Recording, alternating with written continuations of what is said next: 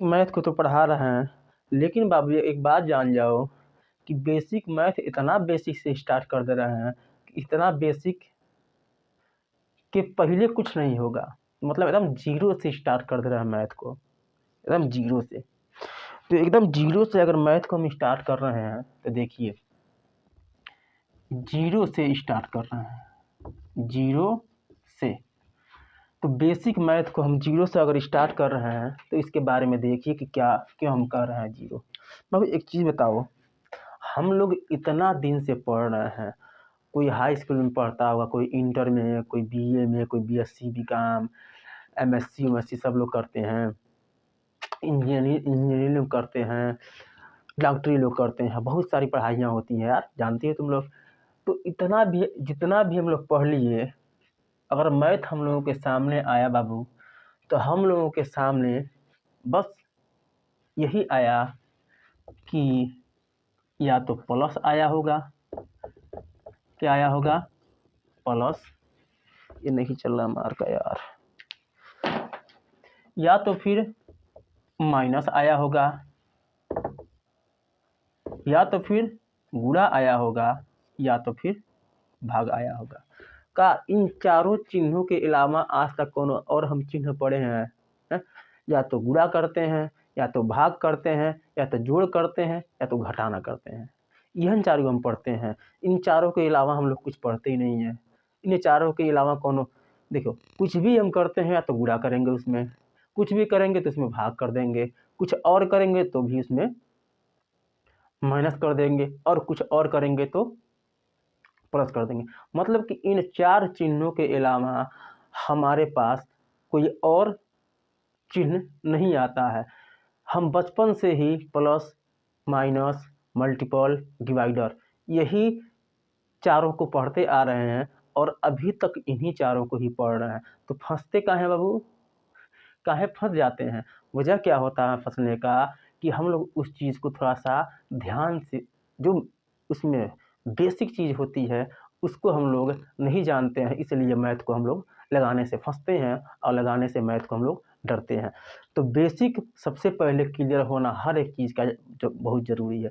जैसे मान लीजिए बाराते में जाइएगा, कोनो और के बाराते में घुस जाइएगा खाना खाने के लिए मैरिज हाउस में, तो ये तो जानना जरूरी ना बाबू कि बरतिया कहाँ से आया है और दुल्हवा कहाँ का है और दुल्हनिया कहाँ का है, बरतिया कहाँ से आया और कौने गाँव में आया है और कौने जाति का है।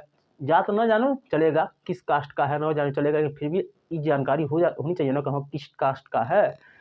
अगर कोनो पूछ लिया दूल्हा की तरफ से कि दुल्हन की तरफ से, यह ना पता हो कह दो आया बर्थडे तो दिक्कत हो जाएगा। इसलिए बेसिक जानकारी जो होती है किसी भी चीज़ की, वो होना बहुत ज़रूरी है। तो हम लोग अभी तक, बचपन से लेके अभी तक हम लोग जितना भी मैथ का क्वेश्चन सॉल्व करते हैं उसमें यही चारों चिन्ह आते हैं। इसको बोलते हैं जोड़, इसको बोलते हैं घटाना, ये तो ध्वनि बन गया, घटाना, इसको बोलते हैं गुणा, इसको बोलते हैं भाग। अगर इंग्लिश में इसको कहा जाए इसको बोलते हैं प्लस, इसको बोलते हैं माइनस, और फिर इसको बोलते हैं मल्टीपल, इसको बोलते हैं डिवाइडर। ये चारों चिन्ह हम पढ़ते हैं। इन चारों चिन्हों के अलावा हम कुछ और पढ़ते ही नहीं है। अब तक हम पढ़ रहे हैं, बचपन से पढ़ रहे हैं हम। मैथ में जो भी कुछ काम करते हैं, जो भी क्वेश्चन सॉल्व करते हैं, यही चारों ही हमारे सामने हमेशा प्रकट होते हैं और कोनो चिन्ह हमारे सामने प्रकट नहीं होता है। तो हम फंसते क्यों हैं? क्योंकि हमारा ध्यान थोड़ा सा भटक जाता है, इसलिए हम फंस जाते हैं। तो देखिए इसको, अब जोड़ना क्या होता है, घटाना क्या होता है, गुणा क्या होता है, भाग क्या होता है, तो सब लोग जानते हैं, इसके बारे में तो बताने की जरूरत है नहीं। लेकिन एक चीज़ बताइए कि कभी कभी क्या होता है कि जोड़ने और घटाने के टाइम में प्लस और माइनस का अंतर होता है। तो चलिए बेसिक से समझा रहे हैं। एक चीज़ आप लोग देखिए, हम जोड़ रहे हैं, क्या कर रहे हैं, जोड़ रहे हैं। बार मान लीजिए हमने लिखा 16 और प्लस 14, हमने इन दोनों को आपस में जोड़ा। तो अगर हम ये पूछ लें बाबू कि 16 के पहले कौनो चिन्ह नहीं है, तो 16 प्लस में है कि माइनस में। 16 के पहले कौनो चिन्ह नहीं है, तो 16 प्लस में है कि माइनस में। 14 के पहले कौन सा चिन्ह है, प्लस है, तो इससे ये लग रहा है कि 14 क्या होगा, प्लस होगा। लेकिन 16 के पहले कौनो चिन्ह नहीं है, तो 16 प्लस में होगा कि माइनस में होगा। तो जब कोई अंक लिखा हो, जब कोई अंक लिखा हुआ हमारे सामने दिखे और उसके पहले, जैसे 16 के पहले कोई चिन्ह नहीं है, तो कोई भी अंक ऐसा दिखे जिसके पहले कोई चिन्ह नहीं है, तो ये हमेशा प्लस में रहेगा, हमेशा ये प्लस में रहेगा। जौन अंकिया यहाँ रहेगा वो प्लस में, ये नहीं कि हमेशा 16 प्लस में रहना है। जौन अंक रहेगा और उसके पहले कौनो चिन्ह नहीं रहेगा, तो ये जो अंक है हमेशा प्लस में रहेगा। तो 6 4 कितना होता है, 10 को 0 हासिल 1, 1 1 2, 1 हासिल हुआ क्या हो गया 3। तो सिंपल चीज़ है। लेकिन एक बात बता बाबू, अगर हम करें घटाना, जैसे मान लो हमको घटाना है 37 माइनस 13 में से हमको घटाना है, 37 माइनस 13 हमको घटाना है। तो जब घटाना हम देखते हैं कि कैसे होता है, तो 7 में से 3 गया, कितना बचा, इसमें देखो 37 क्या है, 37 के पहले कौन चिन्ह है नहीं, तो 37 क्या होगा, प्लस में होगा। और 13 के पहले कौन चिन्ह है, माइनस में। तो मतलब 13 को इसमें से घटाना है, 13 माइनस में है और 37 क्या है, प्लस में है। ये नोट कर लेना, अभी इसको दोबारा रिपीट करेंगे, देखेंगे क्या करना क्या नहीं करना है। तो ये ध्यान देना, 37 प्लस में है और 37 बड़ा अंक है, 37 के आगे कोनो चिन्ह नहीं है, तो 37 प्लस में है और 13 के पहले माइनस है, तो 13 क्या है, घटाना है, घटाने का चिन्ह है, तो ये माइनस में है।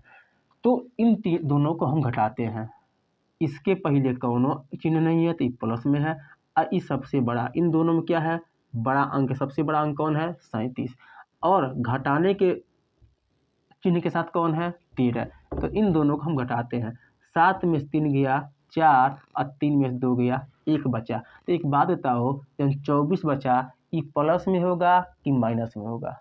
जब इसके साथमा कोनो चिन्ह नहीं है तो ये प्लस में है, और इसके साथमा भी कोनो चिन्ह नहीं है तो ये प्लस में है। तो एक बात बताओ, यहाँ से का समझ में आया कि 37 जब प्लस में है तो नीचे वाला अंकवा क्या आ रहा है, क्या है, इहो प्लस में है।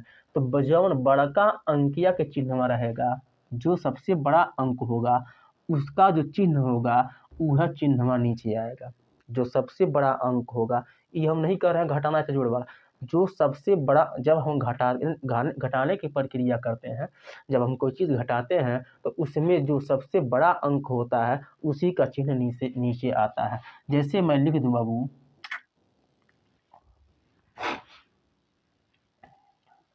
68 माइनस, और ऊपर लिख दूं कितना,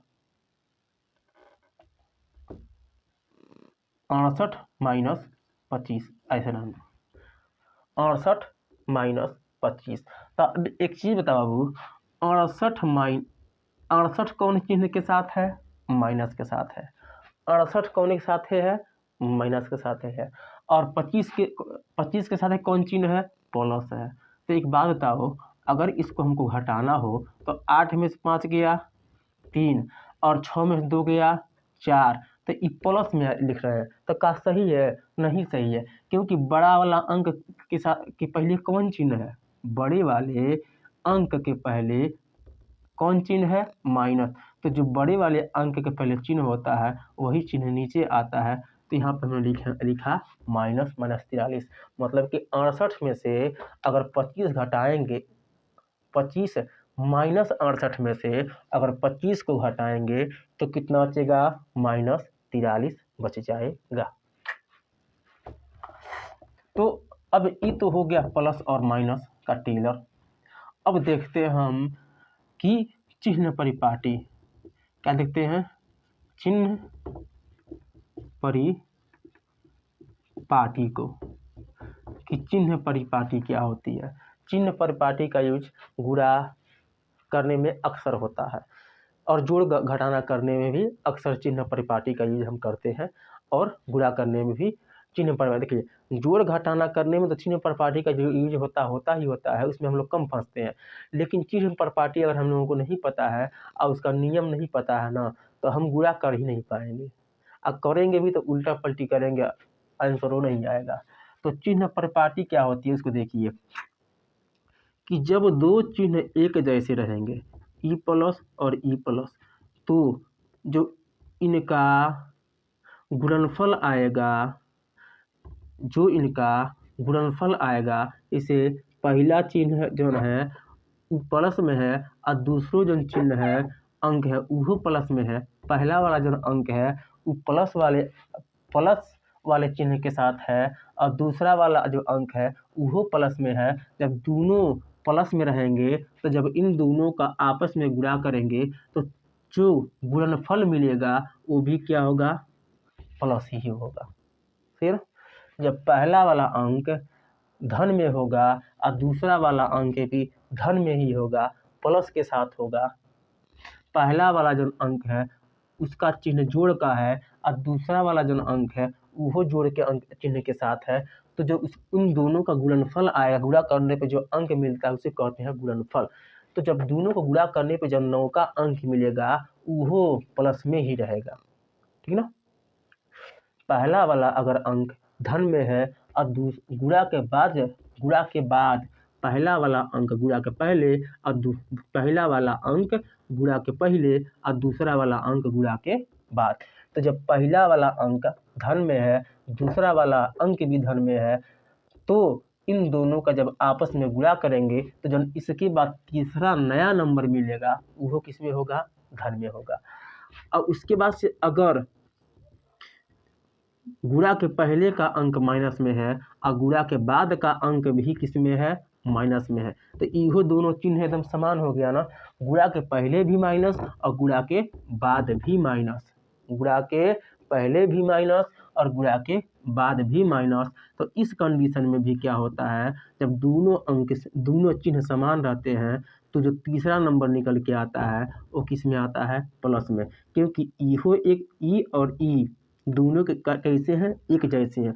तो जो इन दोनों को गुणा करने पे नया तीसरा नंबर आएगा वो क्या होगा, प्लस में होगा। जैसे ऊपर दोनों प्लस तो तीसरा अंक भी प्लस, तो सेम वैसे ये भी होता है कि दूसरे वाले में भी है कि जब दोनों एक चिन्ह के साथ हैं तो गुणा करने पे जो गुणनफल आएगा वो क्या होगा, प्लस में आएगा। तो मतलब ये है कि जब दो चिन्ह समान होंगे तो उनका गुणनफल क्या होगा, प्लस होगा। तब जब दो चिन्ह समान होंगे तो उनका गुणनफल क्या होगा, प्लस में होगा। दो चिन्ह समान होंगे तो उनका गुणनफल क्या होगा, प्लस में होगा। तीसरा नंबर पे जो आता है, अगर मान लीजिए गुणा के पहले क्या है, प्लस है और गुणा के बाद क्या है, माइनस है। अब देखिए ये घटबड़ हो गया है ना, एगो प्लस हो गया एगो माइनस हो गया। एगो क्या हुआ, प्लस है तो दूसरा वाला क्या है, माइनस में है। जब एगो प्लस और एगो माइनस में चला जाएगा तो जो गुणनफल आएगा माइनस में आएगा।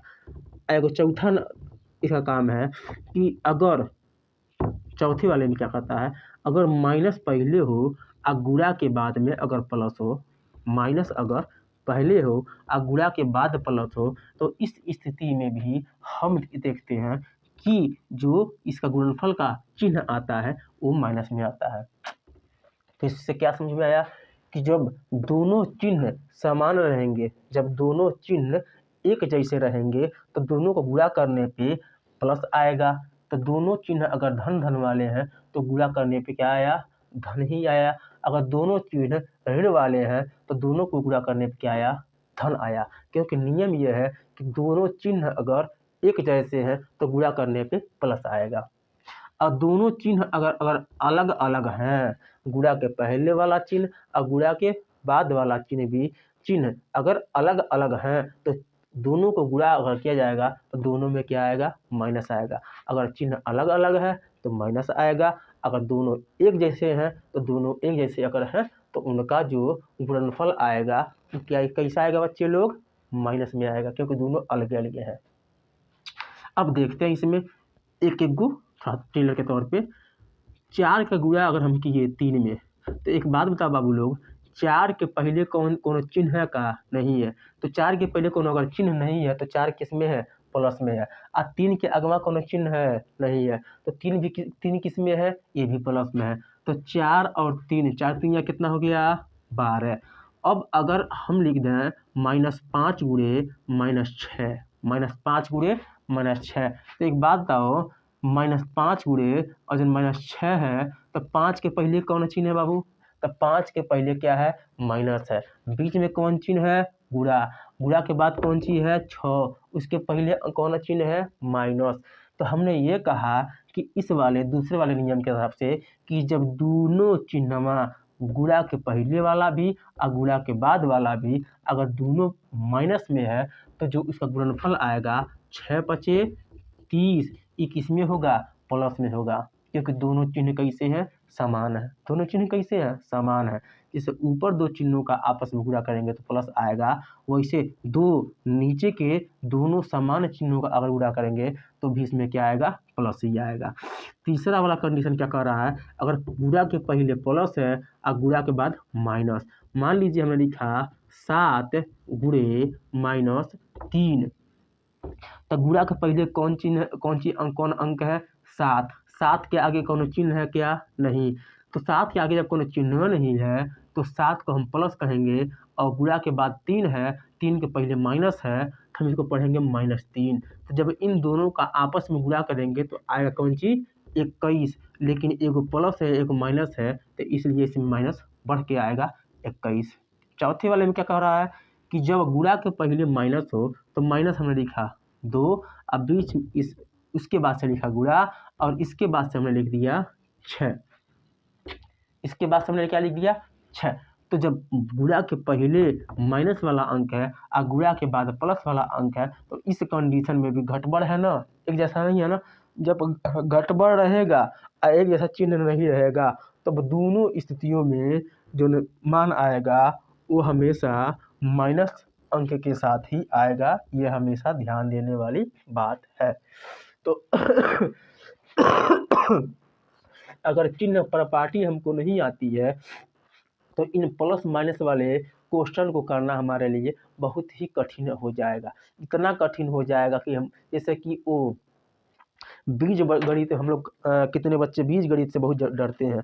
वजह क्या होता है बीज गणित से डरने का, कि एक्स वाई जेड को देख कर डरते हैं सब। किस चीज़ को देख के डरते हैं सब, एक्स वाई जेड को। अब एक्स वाई जेड के फॉर्म को अगर समझ लिया जाए तो उसमें डर काहे को नहीं डर है, क्योंकि उनकी जो स्थिति होती है वो बदलती रहती है एक्स वाई जेड की।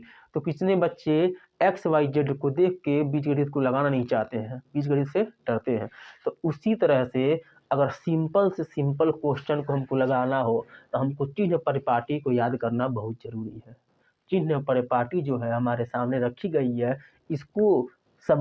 इसको याद करना बहुत ही ज़रूरी है। इतनी ज़रूरी चीज़ है ये कि अगर हम इसको याद नहीं कर रहे हैं, इसके बिना ही मैथ को लगा रहे हैं तो बहुत बड़ी गलती कर रहे हैं, है ना, बहुत बड़ी हम गलती कर रहे हैं। तो इसलिए हमको अगर मैथ अच्छे से लगाना आ जाए, अगर हम ये लोग ये चाहते हैं तो सबसे पहले हमको ये ध्यान देना ज़रूरी है कि चिन्ह परिपाटी क्या होती है, चिन्ह परिपाटी को कैसे समझा जाए कैसे ना समझा जाए।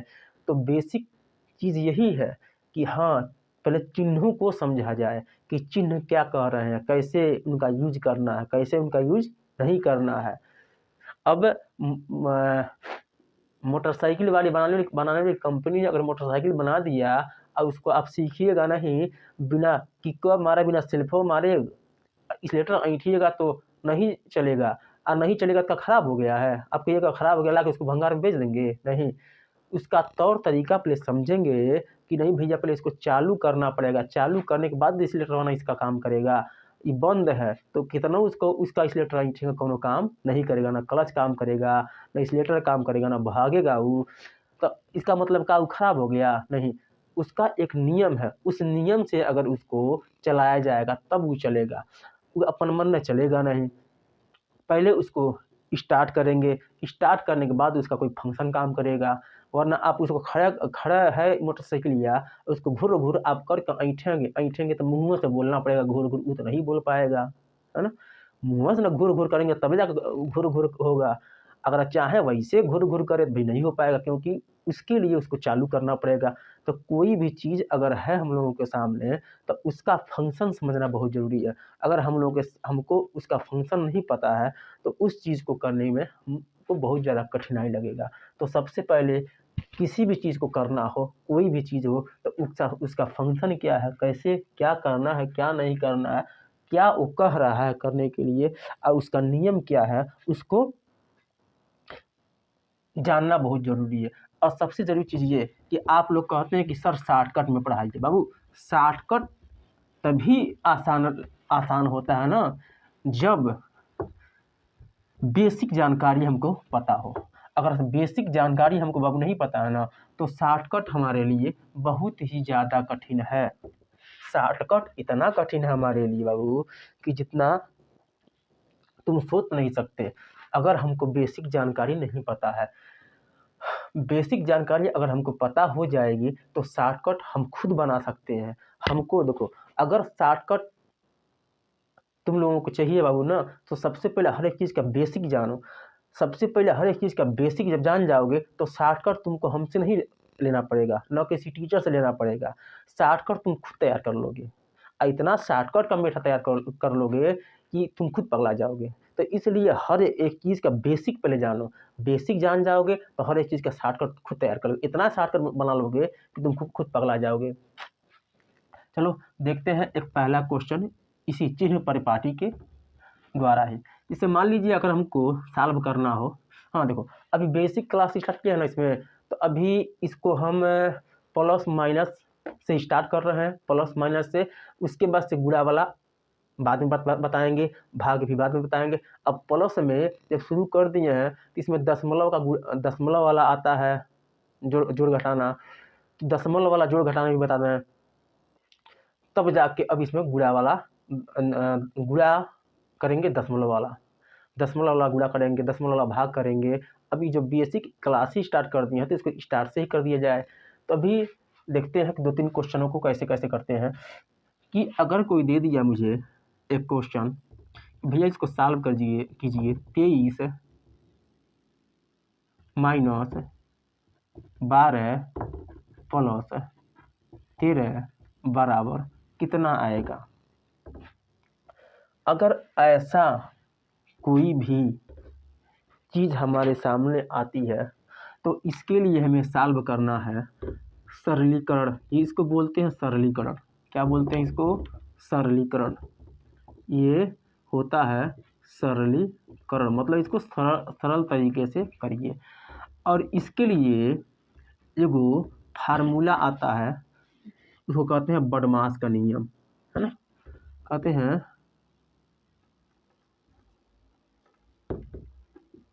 बडमास का नियम। अब इस बडमास के नियम में क्या क्या कहता है बडमास, कि बी से सबसे पहले ब्रैकेट्स होता है। ब्रैकेट्स मतलब होता है कोष्ठक। सबसे पहले कोष्ठक को सॉल्व करो। ओ मतलब होता है ऑफ, ओ मतलब होता है ऑफ से होता है का मतलब गुणा। डी का मतलब होता है डिवीजन, डी का मतलब होता है डिवाइडर, या उसके बाद से भाग करो। सबसे पहले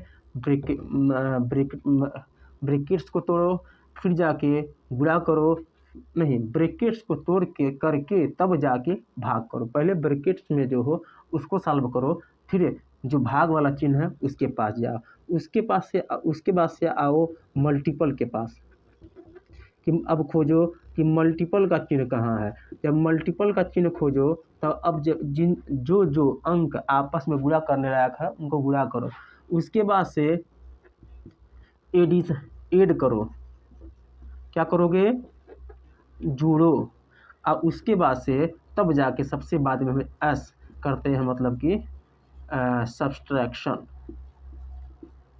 उसके बाद से हम क्या करते हैं, सब्सट्रैक्शन, मतलब तब जाके हम घटाना करते हैं। तो सबसे पहले हमको क्या करना बहू, सबसे पहले हमको भाग करना है पहले नंबर पे, दूसरे नंबर पे हमको क्या करना है, मल्टीपल मतलब गुणा करना है, तीसरे नंबर पे हमको आके जोड़ करना है, और चौथे नंबर पे सबसे लास्ट में जाके हमको घटाना करना है। सबसे लास्ट में हमको घटाना करना है। जो चारों चिन्ह अगर एक साथ आ जाएं, चारों चिन्ह अगर एक साथ आ जाएं और कोष्टक न दिया हो, कोष्टक न दिया हो, अगर सिर्फ चारों चिन्ह मतलब कि भाग, ये गुणा, ये प्लस और ये माइनस, अगर चारों चिन्हवा एक साथ ही कोनो क्वेश्चन में आ जाए तो उसको सॉल्व करने का ये बोडमास का नियम है, ठीक ना।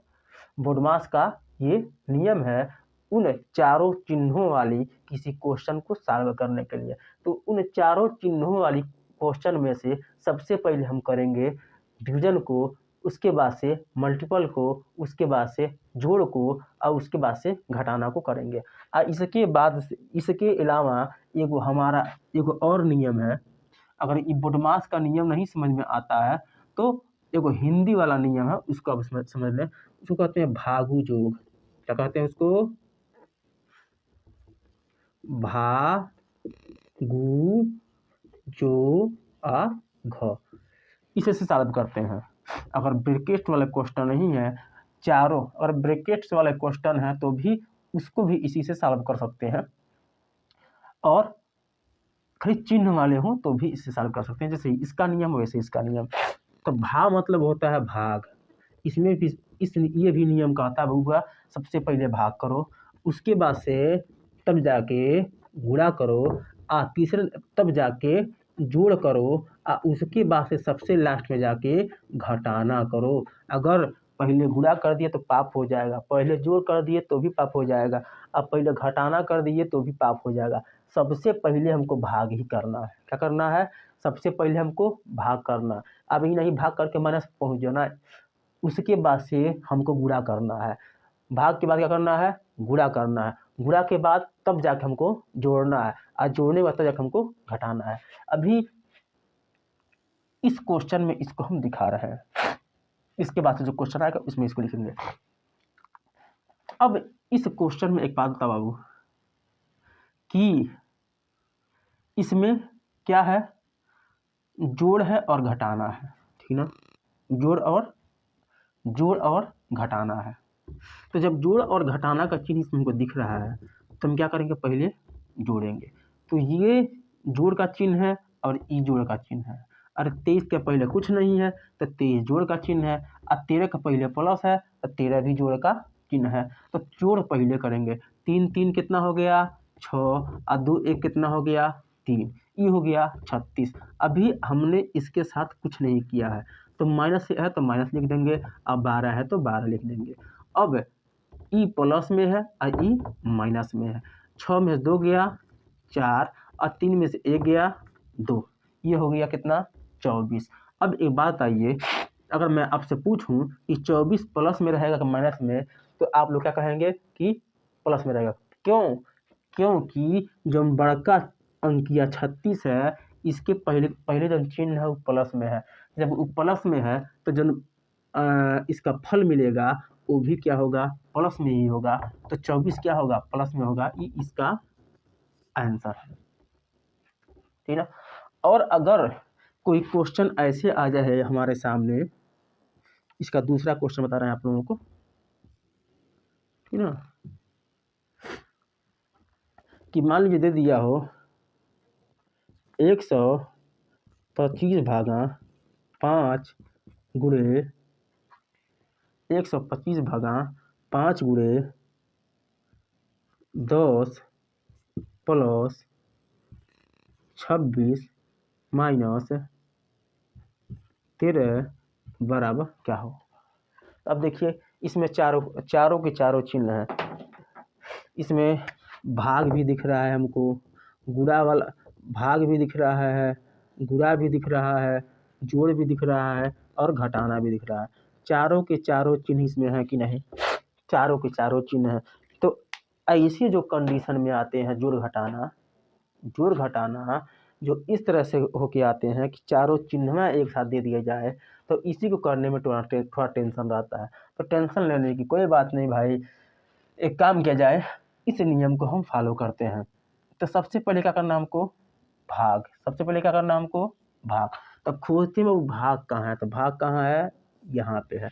तो मतलब कि अब भाग करना है किसके किसके बीच में, तो ये भागी के पहले जो अंक है और भागी के जो बाद में अंक है, इन्हीं दोनों के बीच में हमको भाग करना है। भाग के पहले जो अंक है उसमें और भाग के बाद जो अंक है उसमें हमको भाग करना है। तो अब जो बदवा में है उसी से पहलिका वाला में भाग करना है। तो अब 5 दूनी 10 और 25, 5 पचे 25। जब 125 में मैंने 5 से भाग दिया तो हमको मिला कितना, 25। और 5 के बदवा कौन सी है, गुणा, तो हम गुणा करवा करेंगे, गुणा लिख लेंगे, फिर लिख लेंगे 10 प्लस 26 माइनस 13 इक्वल टू 13। उसके बाद से अब करना हमको गुणा। तो जब 25 का गुणा करेंगे 10 में तो ये आएगा 250, फिर प्लस 26 माइनस 13। अब 250 में हम क्या करेंगे, 26 को जोड़ेंगे तो कितना आएगा, 6, 7 और 2 माइनस 13, 276 माइनस 13। अब ये जोड़ में है, ई माइनस में है, ई मतलब कि धन में है, ई माइनस में, ये प्लस ये माइनस। तो इन दोनों को जब हम घटाएंगे तो 6 में 3 गया 3 और 7, 6 में 3 गया 3 और 7 में से 1 गया, कितना जाएगा बचेगा 6 और 2 के से किसी का कॉम्बिनेशन ही नहीं है इसलिए 2 ऑटोमेटिक लिखा जाएगा, इसका आंसर हो जाएगा। तो जब हमको बेसिक गणित पढ़ना बाबू ना, तो उसके लिए सबसे पहले हमको ध्यान देना पड़ेगा कि बेसिक अगर हमको पढ़ना है तो बेसिक का फार्मूला क्या है, उसका मेथड क्या है, बेसिक मैथ कैसे हम पढ़ सकते हैं, हम क्या मिस्टेक कर रहे हैं पढ़ने में कि हम फंस रहे हैं मैथ पढ़ने में। तो मैथ पढ़ने में बस 4 चिन्हों का यूज करते हैं, इनका स्थान समझ लिया जाए कि सबसे पहले किसका स्थान है, दूसरे नंबर पे किसका स्थान है, तीसरे नंबर पे किसका स्थान है, चौथे नंबर पे किसका स्थान है। अगर हम इसके स्थान को समझ लिया बाबू ना, तो कोई भी क्वेश्चन हमारे सामने आ जाएगा, बड़े से बड़ा क्वेश्चन आ जाएगा, छोटे से छोटा क्वेश्चन आ जाएगा, उसको करना बहुत ही आसान होगा हमारे लिए।